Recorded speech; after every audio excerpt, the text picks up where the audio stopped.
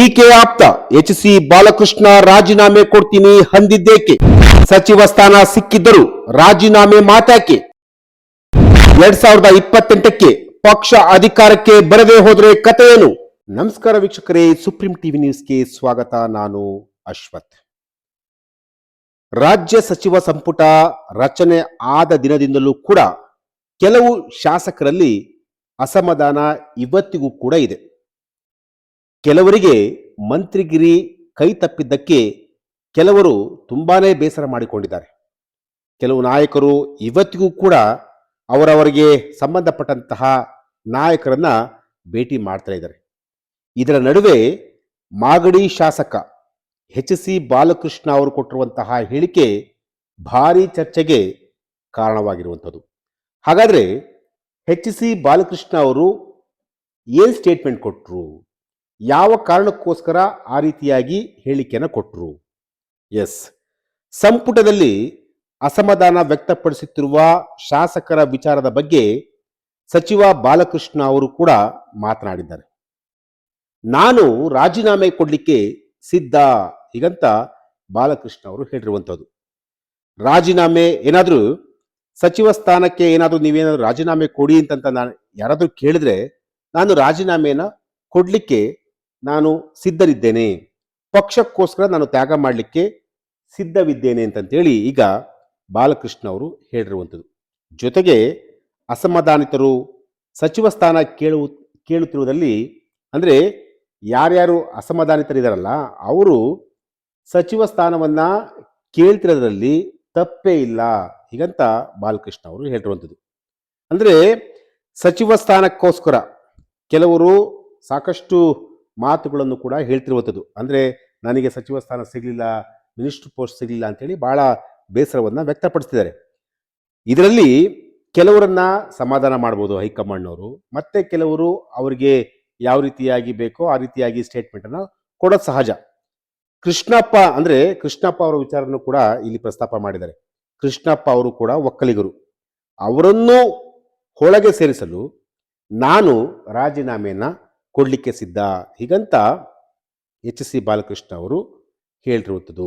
High command ನಾಯಕರು ಇದ್ರ ಬಗ್ಗೆ ಏನಾದರೂ ತೀರ್ಮಾನ ಮಾಡಿದ್ರೆ ನನಗೆ ಇಂತಹದೇ ಖಾತೆ ಬೇಕೆಂದಿಲ್ಲ, ಯಾವ ಖಾತೆ ಕೊಟ್ಟರೂ ಕೂಡ ಕೆಲಸ ಮಾಡುತ್ತೇನೆ. CM ಕೂಡ ನಮ್ಮ ಜಿಲ್ಲೆಯವರೇ ಇದ್ದಾರೆ, ಅವರು ಯಾವ ಖಾತೆ ಕೊಟ್ಟರೂ ಸರ್ಕಾರಕ್ಕೆ ಒಳ್ಳೆಯ ಕೆಲಸ ಮಾಡುತ್ತೇನೆ ಹೀಗಂತ ಬಾಲಕೃಷ್ಣ ಅವರು ಹೇಳಿರುವಂಥದ್ದು. ಯೋಗ್ಯತೆ ಇರುವವರು ಸಚಿವ ಸ್ಥಾನ ಕೇಳುತ್ತಿರುವುದು ಸಹಜ. ಹೈಕಮಾಂಡ್ ಮತ್ತು ಮುಖ್ಯಮಂತ್ರಿ ಈ ವಿಷಯದಲ್ಲಿ ಚರ್ಚೆ ಮಾಡಬೇಕಾಗುತ್ತೆ. ಅಸಮಾಧಾನಿತರನ್ನ ಹೇಗೆ ಸಮಾಧಾನ ಪಡಿಸಬೇಕು ಅಂತೇಳಿ ಅವರಿಬ್ರು ಕೂಡ ಕೂತ್ಕೊಂಡು ಚರ್ಚೆ ಮಾಡಬೇಕು. ಈ ವೇಳೆ ಕೃಷ್ಣಪ್ಪ ಏನಾದರೂ ಕೃಷ್ಣಪ್ಪ ಅವರಿಗಾಗಿ ರಾಜೀನಾಮೆ ನನ್ನನ್ನು ಕೇಳಿದ್ರೆ ರಾಜೀನಾಮೆಯನ್ನು ಕೊಡಿ ಅಂತ ಕೇಳಿದ್ರೆ ಖಂಡಿತವಲ್ಲೂ ನಾನು ಕೊಡ್ತೀನಿ ಅಂತ ಹೇಳಿ ಎಚ್.ಸಿ. ಬಾಲಕೃಷ್ಣ ಅವರು ಹೇಳಿರುವಂಥದ್ದು. ಪಕ್ಷ ಹಿತರಕ್ಷಣೆ ಅಂತಂತೇಳಿ ಅಂದರೆ ಇವಾಗೇನಾದರೂ ನಾವೇನಾದರೂ ಕಿತ್ತಾಡ್ಕೊಂಡು ಕೂತ್ಕೊಂಡ್ರೆ 2028ಕ್ಕೆ ಸರ್ಕಾರ ಬರದೇ ಹೋದರೆ ಏನು ಪ್ರಯೋಜನ? ಈಗ ತಪ್ಪಿದೆ ಅಂದರೆ ನಾಳೆ ಒಳ್ಳೆಯದಾಗೇ ಆಗುತ್ತೆ ಹೀಗಂತ ನಾನು ಖಂಡಿತವಾಗಲೂ ಕೂಡ ನಾನು ತ್ಯಾಗಕ್ಕೆ ಸಿದ್ಧ, ಪಕ್ಷ ಮತ್ತು CM ನಮಗೆ ಮುಖ್ಯ ಹೀಗಂತ ಎಚ್.ಸಿ. ಬಾಲಕೃಷ್ಣ ಅವರು ಒತ್ತಿ ಹೇಳಿದ್ದಾರೆ. ತಮ್ಮ ವೈಯಕ್ತಿಕ ಆಸೆಗಿಂತ ಪಕ್ಷದ ಹಿತವನ್ನ ಮುನ್ನಡೆಸುತ್ತಿರುವುದಾಗಿ ಈಗಾಗಲೇ ಬಾಲಕೃಷ್ಣ ಅವರು ತೋರಿಸಿರುವಂಥದ್ದು. ಸಂಪುಟದಲ್ಲಿ ಸ್ಥಾನ ಸಿಗದೆ ಅಸಮಾಧಾನ ವ್ಯಕ್ತಪಡಿಸುತ್ತಿರುವ ಶಾಸಕರನ್ನ ಸಮಾಧಾನ ಪಡಿಸುವುದಕ್ಕಾಗಿ ತಾವು ರಾಜೀನಾಮೆಯನ್ನು ಕೊಡಲು ಕೂಡ ಸಿದ್ಧ ಅಂತೇಳಿ ಈಗ ಹೇಳಿರುವಂಥದ್ದು.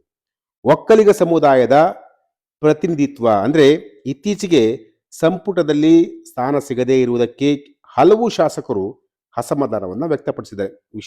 ವಿಶೇಷವಾಗಿ ಶಾಸಕರಾಗಿರುವಂತಹ ಎಂ ಕೃಷ್ಣಪ್ಪ ಅವರು ಸಚಿವ ಸ್ಥಾನ ಕೊಡಲೇಬೇಕು ಅಂತೇಳಿ ಪಟ್ಟನ್ನು ಹಿಡಿದಿದ್ದಾರೆ. ಪಕ್ಷವು ಕೂಡ ಅವರನ್ನ ಸಮಾಧಾನ ಪಡಿಸಲು ಹಲವು ಪರ್ಯಾಯ ಹುದ್ದೆಗಳನ್ನ ಆಫರ್ ಮಾಡಿದ್ರೂ ಕೂಡ ಅವರು ಒಪ್ಕೊಂಡಿಲ್ಲ.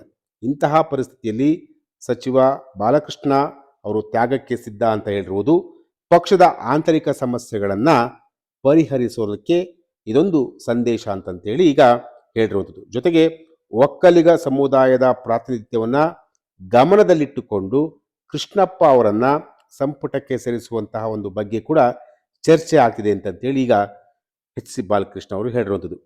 ಜೊತೆಗೆ ಸಚಿವ ಬಾಲಕೃಷ್ಣ ಅವರು ಸಣ್ಣ ನೀರಾವರಿ ಖಾತೆ ಮೇಲೆ ಕೂಡ ಕಣ್ಣಿಟ್ಟಿದ್ದಾರೆ.